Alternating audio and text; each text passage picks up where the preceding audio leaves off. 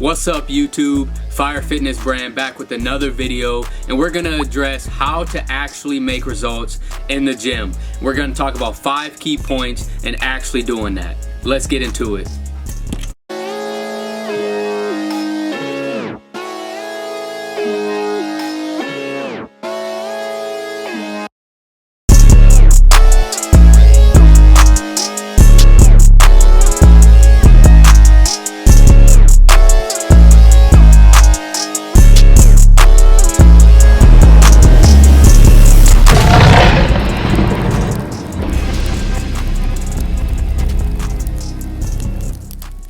So the first point we're gonna talk about is clean reps. So when you're lifting, you wanna make sure that you're doing reps that you can control.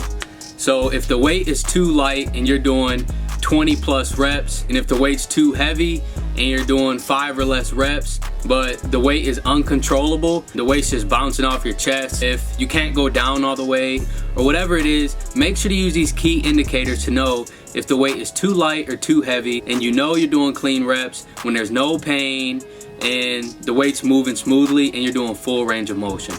So the second point that we're going to talk about now is time under tension, or the time of you training.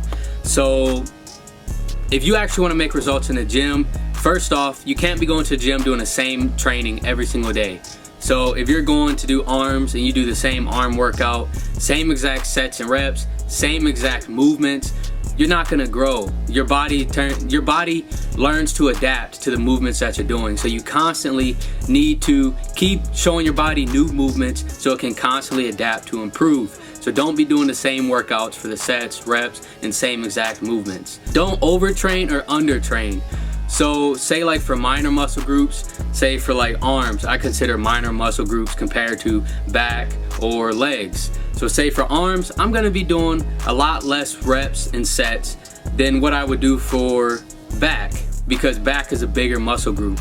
So make sure that based on the muscle group that you're training, you do the set and rep ranges basically necessary for those muscle groups. Don't overtrain them, don't undertrain them. And to keep it simple, for chest, back, and shoulders, I do about at least 15 to at most 24 sets depending how advanced you are.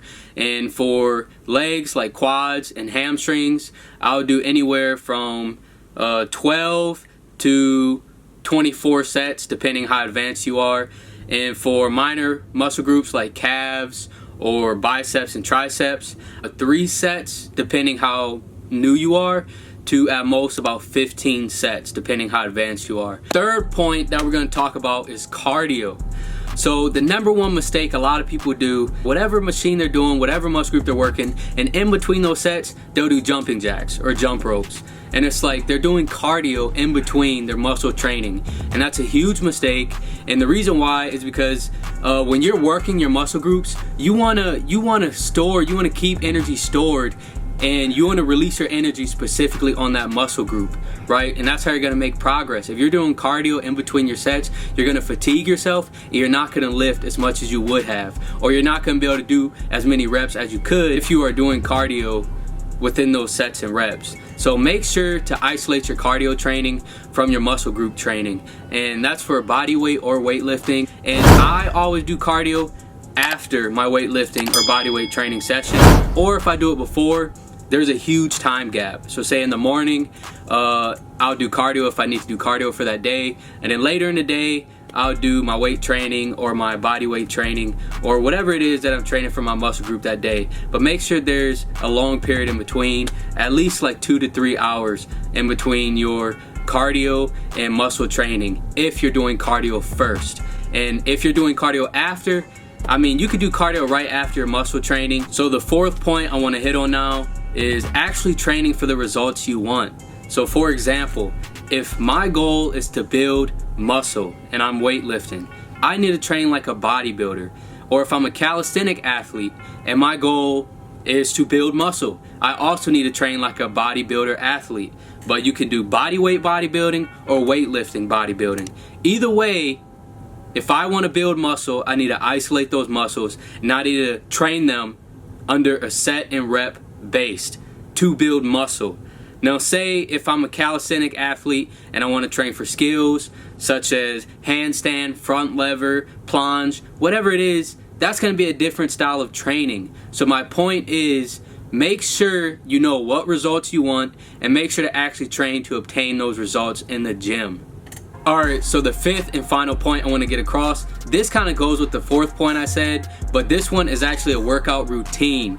And you need to develop a workout routine specifically for your goals. And this is not just pertaining to muscle groups, this is pertaining to everything you want to do.